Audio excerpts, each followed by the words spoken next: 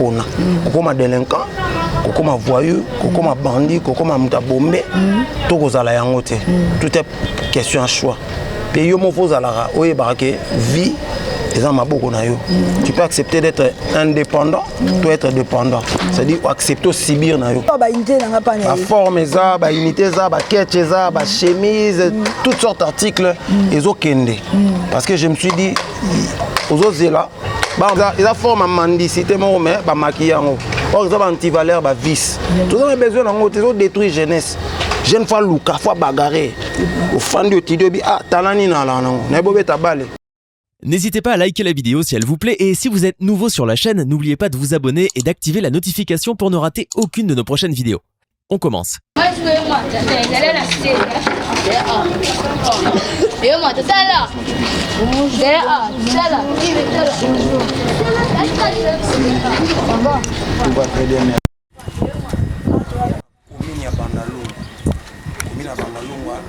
L'une des communes de la ville province qui est la capitale de RDC. Mais ça n'a pas à Makassi. Pendant c'est Paris, donc on est dans l'idéologie Bacha. Mais il y a mangé à boire, maman le baiser belé. Donc voilà, c'est un grand plaisir. Ah, monsieur Joly de ici. Pour Yambinga, comment il a légal dans la Netolobara, dans la place à Sala encore. Donc, na monio hier na CPD. Mais c'est intéressant na reposage à se débrouiller. Na monio na pousse un peu na donc na s'intéresser na pour na monio aux autres ba jeune souci. Ba msuto mo na ba omela ba bombe. Ba msusu ba kuluna. Pourquoi il se retrouver ni bangote? En tout cas, merci pour la question na balobaka. L'homme n'est bon, mais c'est la société qui le corrompt. On a totale influence, il y a milieu par rapport à Moto. Mais Moto pas, on n'a pas la responsabilité. Milieu façonnera Moto, Moto pas façonnera milieu. On va forter, c'est laisser entraîner la réalité. On a. Moi que ça passe, les temps sont durs, économie ça genre, marché d'emploi zaté, il y a un moni, aspect on a, il y a un lelo, jeune bah côté na mambwana. Mais n'empêche, sur on a vision. Il y a lobby na yo. Vous avez une idéologie au rêvera grand, au bout de s'en sortir. Parce que ma caméra est difficile, mais ça ne sera jamais impossible. Il y a un libre arbitre, le choix est au pona. Comme un délinquant, comme un voyou, comme un bandit, comme un bombé, tout est question à choix. Puis yo mo fozala oye barake vie tu peux accepter d'être indépendant, tu peux être dépendant. C'est-à-dire accepter subir, tu accepter ou aller plus loin. Il y a un monde qui a une initiative. Malgré l'environnement, l'emploi est stable, la difficulté d'ordre financier, économie, l'OTAN, inflation. En tout cas, des formations dans un ingénieur. J'ai fait le génie civil, dans un ingénieur informaticien. Tu vends dans la rue comme ça? Bon, les balobaka. Qui va pêcher au bonheur, créer bonheur yomoko. Parce que la charité bien ordonnée commence par soi-même. C'est-à-dire, on a beau dépendre vraiment du pays, de l'économie, du gouvernement. J'ai pris ma vie en main. Je me suis dit, il faut que je fasse quelque chose. Bon, les capitalistes, les Américains, les loi autour de payé au salonine. Mais autour de au sani pour l'amboka. C'est-à-dire l'entrepreneuriat. La préférée que nous avons comme un acteur de développement, c'est d'initier une petite et moyenne entreprise. Et on a l'homoni, ma boutique nanga, na osala makam nanga. La forme ça, ba unité ça, ba ketch ça, ba chemise, toutes sortes d'articles ezo kende. Parce que je me suis dit, aux autres là, ba embaucher quelque part. Et ça passe. Et yo faut comme employeur. C'est-à-dire ah na ko banana 8 heures m'ta ogelenga zate. Je suis libre. Mais côté moko boyer pas me les alliés. C'est-à-dire moi mbeba boye pas. So compagnie, on a préféré comme entrepreneur, comme acteur de développement, on a créé le Konanga. Parce qu'un voyage de 1000 km commence par un pas. Faible commencement, tu ignorant. Tout ce qui est grand est banda dimi. Même les états baoba, au moins on crée un mot qui est, mais l'eau n'a pas. Rosango ka komone comme munene donc ndenge na initiative on a bandaki même ba Bill Gates ba banda mbala moko te multimilliardaire te abandaka kaka ba Microsoft wana bongo na katiete parce que toi na tamite qu'est-ce que tu penses d'un phénomène chance et le copain en tout cas ça idéologie moko ma besoin abrutir jeunesse na biso chance et le copain na ndenge ni non to comment encourager loi ya gratuité loi ya moindre effort. C'est-à-dire que les gens mérité le côté. C'est-à-dire Ophélie. Oh, il Ophélie l'a raté. Même Bible, ils ont gagné les panneaux sur un fond. C'est-à-dire qu'il faut avoir fait quelque chose pour mériter le mot. Ça, c'est le moment. C'est-à-dire qu'il faut qu'on a parlé, on a un petit peu quoi. On a travaillé calendrier. On a bien d'apporter. Pour ce moment, on a soir, on a le retour, on a choqué. Il y a une forme de mendicité, mais on maquiller. Or, ils ont anti-valeur, vice. Tout ça, on a besoin de détruire la jeunesse. Jeune fois, Luka, fois bagarre. Au fan de Tidio, talani na la non. N'a pas ta balle. Ok, côté morobo s'inscrire au bandi balle. Ah, on a beau kangasuki. Au commis, na kangasuki, ba client baroya. Vous allez indépendant, vous allez autonome, vous allez libre. Parce que le travail on oublie l'homme. Et l'eau, babo, ça n'a rien. Donc. Ah, tu as toujours la banda.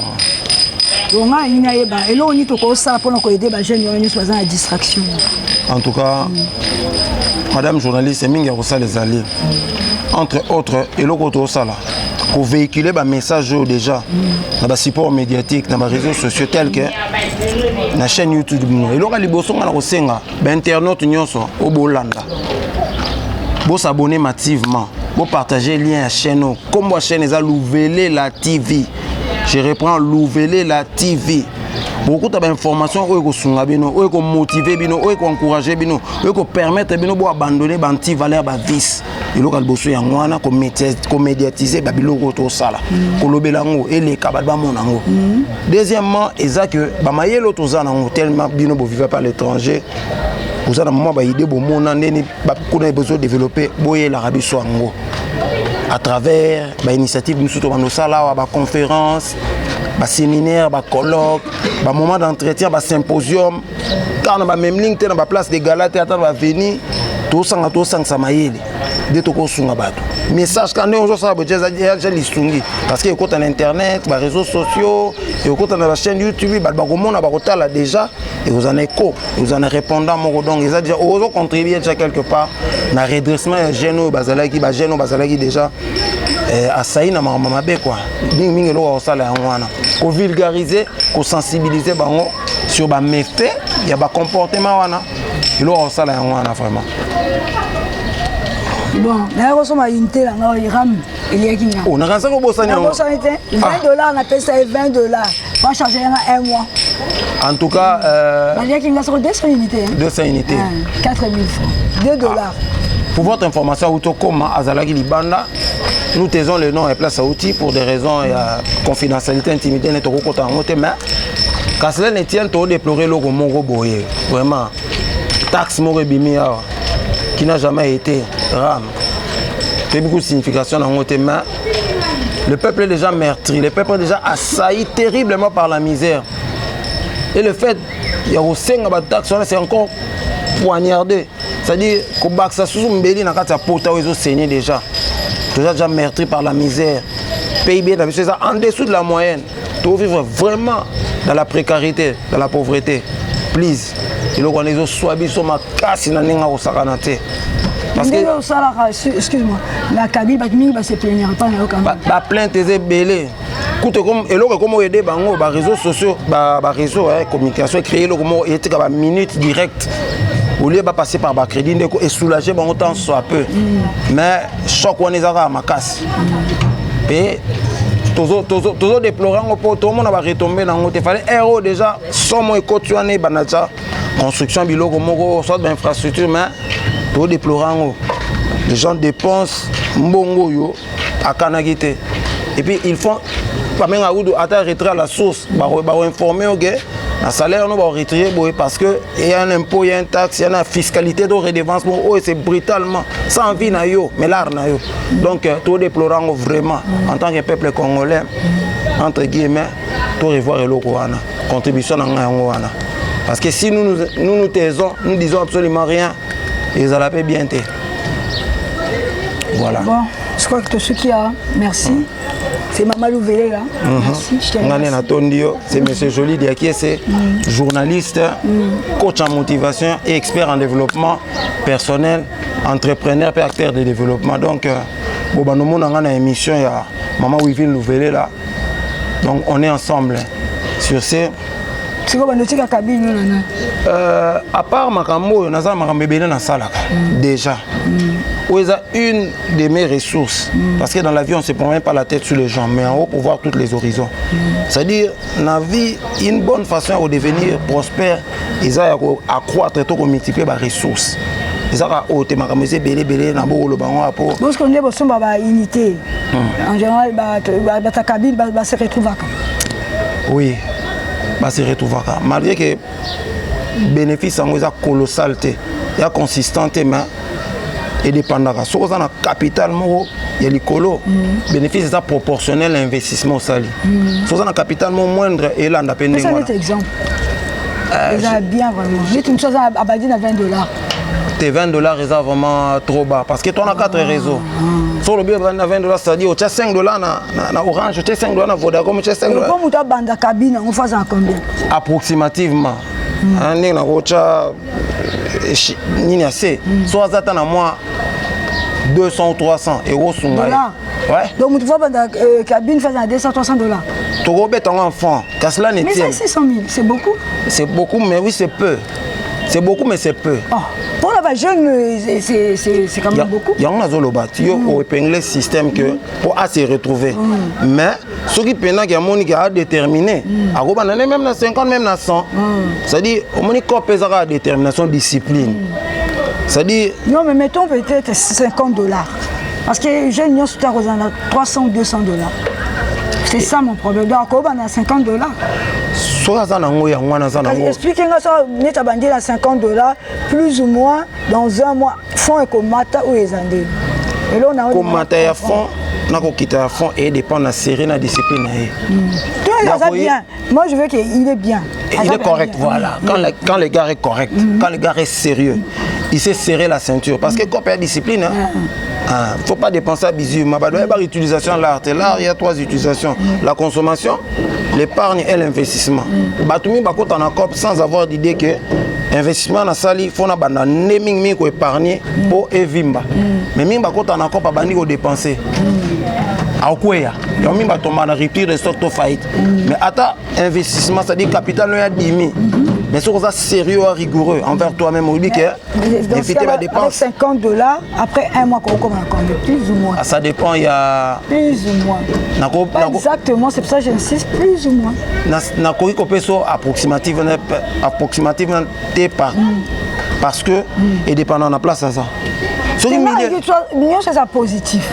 Tu as un peu positif, ça fait moins place à bien. Après, on peut quota négatif à cause se retrouver. Mais tu sais que $50, ça quota bien dans un mois. Soit dans la grande artère, c'est-à-dire la place très fréquentée, les gars trop. Par exemple, à Somba, unité régulièrement par jour, à Rosangaraté, approximativement à 5 000 francs. 5 000 francs congolais, c'est $2,50. Ça dépend par jour. Hein? Ça dépend de la vitesse de rotation. On a bien positif. Donc ça s'appelle un négatif à Okita. C'est ça que je voulais savoir. Donc 5 000 francs. Comme on a investi dans mon shop. Non, comment on va se retrouver?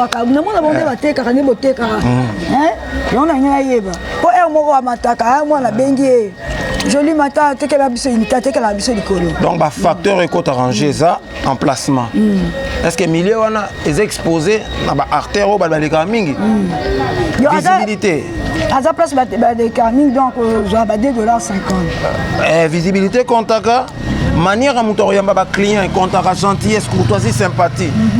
N'est-ce solo là. Comme si on a acheté comme un bout d'Afrique. Type on a Bouddha trop. Mais nous sommes gentils, généreux, sympa. Facteur, il y a bien exposition, emplacement.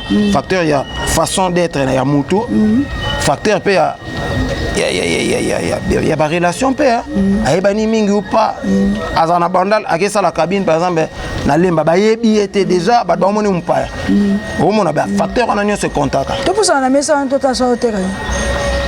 Attends, bon,